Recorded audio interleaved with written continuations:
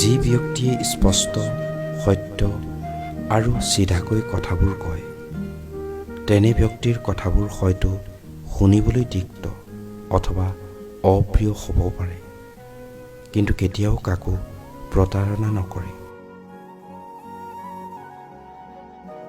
অলপ দুখকে দুখ বুলি ভাবি নল'ব, ভৱিষ্যতৰ বিষয়েও বেছি নাভাবিব।